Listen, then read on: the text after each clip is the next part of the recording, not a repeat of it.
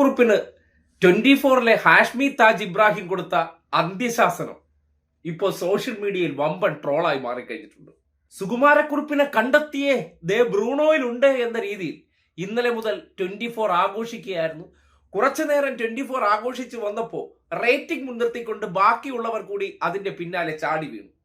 പക്ഷേ ഇപ്പോഴാണ് പലർക്കും അക്കിടി പറ്റിയിട്ടുള്ള വിവരങ്ങൾ മനസ്സിലാക്കാൻ കഴിയുന്നത്. കാര്യം സുകുമാരക്കുറിപ്പിന്റെ ഏജ് വെച്ച് നോക്കുകയാണെങ്കിൽ 1946-ൽ ജനിച്ച വ്യക്തി ഇപ്പോഴത്തെ സാഹചര്യത്തിൽ വടിയിടിച്ച് നടക്കുന്ന 80 വയസ്സുകാരനായിട്ടുള്ള വ്യക്തി ആയിരിക്കും എന്ന് നമുക്ക് അനുമാനിക്കാം. അങ്ങനെയുള്ള വ്യക്തിക്ക് ഇന്നലെ 24 ചാനലിലൂടെ ഹാഷ്മി ജഡ്ജി കൊടുത്ത അന്ത്യശാസനം എന്ന് പറഞ്ഞാൽ ഓണക്കാലത്തെ മറ്റൊരു തമാശയാണെന്ന് പറയേണ്ടി വരികയാണ്.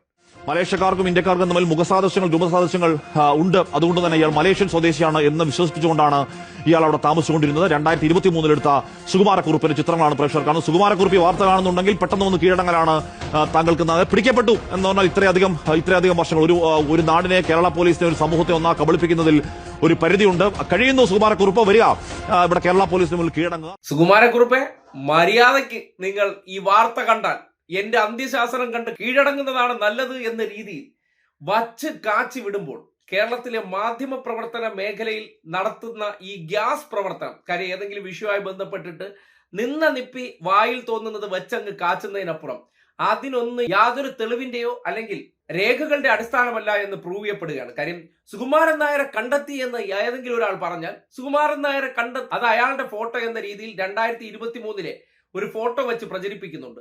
ആ ഫോട്ടോ ഇപ്പോ മറ്റൊരാളുടെ ഫോട്ടോയാണ് എന്ന സ്ഥിരീകരണമൊക്കെ വന്നിട്ടുണ്ട്. അത് സുകുമാരക്കുറിപ്പല്ല, അതൊരു ക്രിസ്ത്യൻ ആയിട്ടുള്ള വ്യക്തിയുടെ ഫോട്ടോയാണ് എന്ന രീതിയിലാണ് സോഷ്യൽ മീഡിയയിൽ പ്രതികരണങ്ങൾ വരുന്നത്.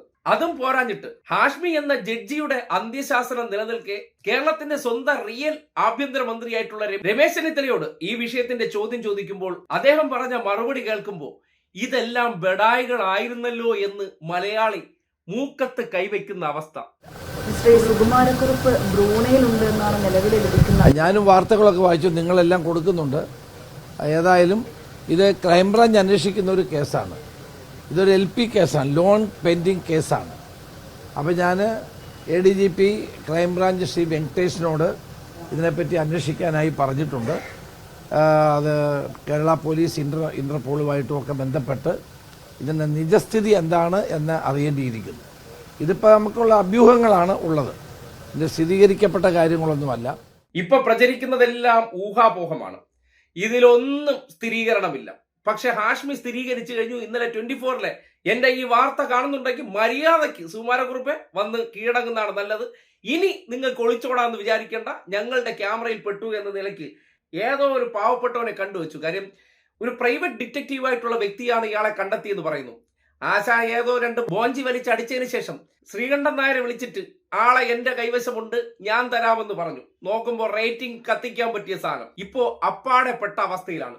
പോലീസുകാർക്ക് പോലും ഔദ്യോഗികമായി, അതായത് പോലീസുകാർക്കോ കേന്ദ്ര സർക്കാരിനോ പോലും ഔദ്യോഗികമായിട്ടുള്ള സ്ഥിരീകരണമില്ലാത്ത ഒരു കാര്യം, അതിൽ ഏതോ ഒരു സ്ത്രീ ഏതോ ഒരു ഭർത്താവിനെ ബ്രൂണോയിൽ നിന്ന് ബന്ധപ്പെട്ടതിനെ സുകുമാരൻ നായരുടെ ഭാര്യയാണ് എന്ന നിലയ്ക്കൊക്കെ ചിത്രീകരിച്ചുകൊണ്ട് ഇങ്ങനെ ഒരു വാർത്ത പടച്ചുവിടുമ്പോൾ സ്വാഭാവികമായിട്ടും നാട്ടുകാർക്ക് കേരളത്തിലെ മാധ്യമ പ്രവർത്തന രീതി എന്താണെന്ന് ആലോചിക്കാനുള്ള സന്ദർഭം കൂടിയാണ്. എന്തായാലും ഈ ഓണക്കാലം ഹാഷ്മിക്ക് കൂടിയുള്ളതാണ്. ഹാഷ്മിയെ ഇപ്പോൾ സോഷ്യൽ മീഡിയ എയറിലോട്ട് കത്തിച്ചു വിട്ടുകൊണ്ടിരിക്കുന്ന സാഹചര്യമാണുള്ളത്.